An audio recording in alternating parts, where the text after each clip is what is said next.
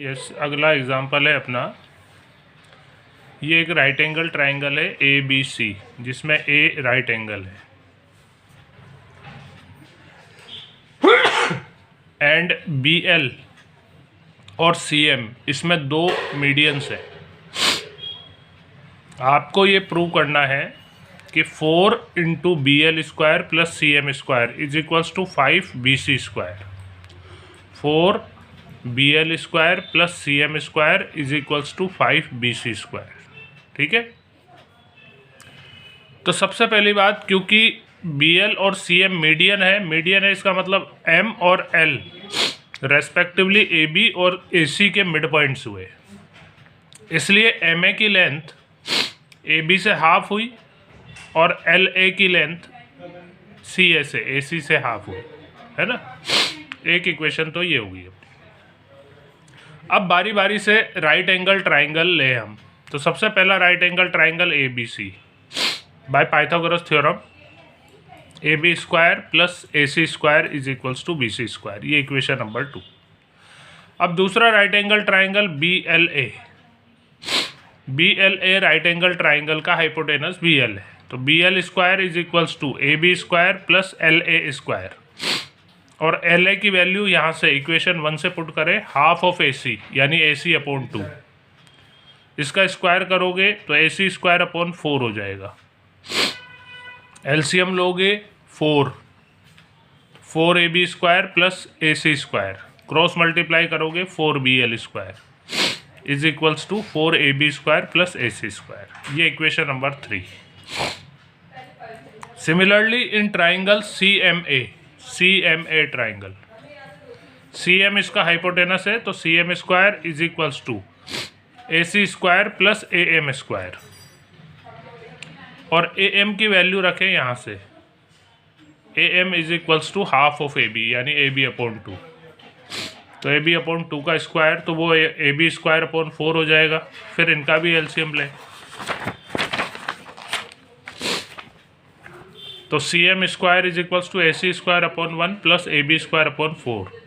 LCM लोगे 4, तो 4 A C square plus A B square upon 4, cross multiply करोगे 4 C M square plus 4 A C square plus A B square. ये equation number 4।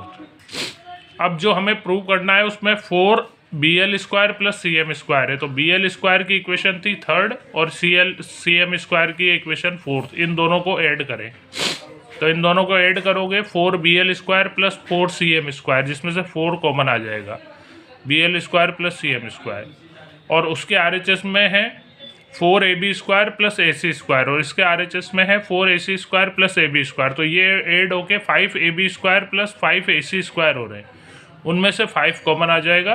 अंदर A B square plus A C square बच रहा है, जो equation 2 के according B C square के equal था, है ना। तो इसकी जगह बी सी स्क्वायर पुट कर दिया, तो ये आपका प्रूव हो गया। 4 B L square plus C M square is equals to 5 B C square. ठीक है ना। एक ये लास्ट एग्जांपल है, in rectangle A B C D एक रेक्टेंगल है, इसके इंटीरियर में ओ कोई पॉइंट है। आपसे ये प्रूव करा रहा है, prove that O B square plus O D square is equals to O A square plus O C square.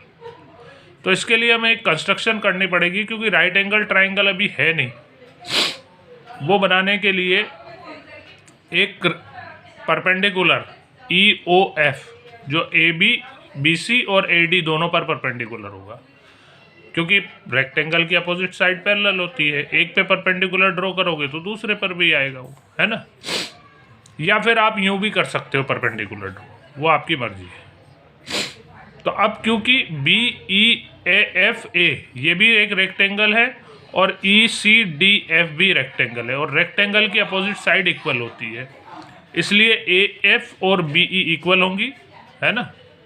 A F और बी ई इक्वल है। Similarly C D F D और C E ये भी equal है, E C is equals to F D, क्योंकि opposite side है rectangle की जो इक्वल होती है। ये इक्वेशन 1। अब बारी बारी से हमें 4 राइट एंगल ट्राइंगल बन रहे हैं यहाँ पे, एक बी ओ ई, एक सी ओ ई, एक डी ओ एफ, एक ए ओ एफ। इन चारों में बारी बारी से पाइथागोरस थ्योरम लगानी है। तो ट्राइंगल BOE में by Pythagoras OB square is equals to OE square plus BF square. Similarly in triangle COE OC square is equals to OE square plus EC square. अब ट्राइंगल DOF में OD square is equals to OF square plus FD square, है ना। और triangle AOE में AOF में OA square is equals to OF square plus AF square. ये equation number 5। तो हमें जो प्रूव करना है उसके LHS में OB square plus OD square. तो इक्वेशन 2 और 4 को ऐड करें, OB square plus OD square is equals to OE square plus OF square plus BE square plus FD square, है ना। ये आ गया आपका। अब इसमें इक्वेशन 1 से वैल्यू पुट करें। BE तो AF के इक्वल थी तो AF स्क्वायर पुट कर दिया, और EC FD के इक्वल थी, FD के इक्वल EC थी तो यहाँ EC स्क्वायर रख दिया। अब बाय इक्वेशन 3 और 5 इन इक्वेशन से 5 इक्वेशन में OF square plus AF square is equals to OA square. तो ये रहा आपका OF square plus AF square, ये तो हो जाएगा आपका OA स्क्वायर, है ना। और OE square plus EC square equation 3 के अकॉर्डिंग ये है OC स्क्वायर के इक्वल, तो ये OC स्क्वायर, है ना। तो ऐसे करके ये प्रूफ होता है आपका, ठीक है ना। तो ये है आपके एग्जाम्पल। अब होमवर्क,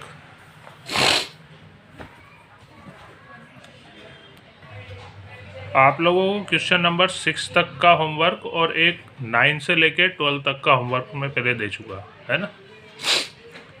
अब आपको और जो दे रहा हूँ, एक तो 7th क्वेश्चन, मैं इसका हिंट दे रहा हूँ आपको। 7th क्वेश्चन है, prove that the sum of the